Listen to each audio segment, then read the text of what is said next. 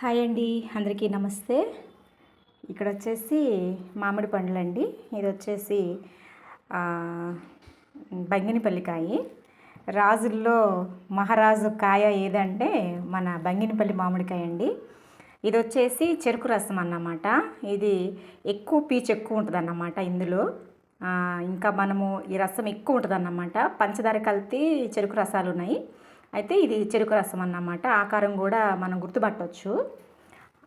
తర్వాత వచ్చేసి ఇది కూడా చెరుకు రసమే. అయితే ఈరోజు మార్కెట్ నుంచి వస్తున్నప్పుడు ఒక ఆంటీ పిలిచి అమ్మ చిన్న చిన్న కాయలని తీసుకెళ్ళమ్మా అన్నారు. అంటే నాకు తెలిసిన ఆంటీ, వద్దా ఆంటీ ఉన్నాయి మామిడికాయలు అంటే, కాదమ్మా చిన్న చిన్నవి చాలా రుచిగా ఉంటాయి అని చెప్పారన్నమాట.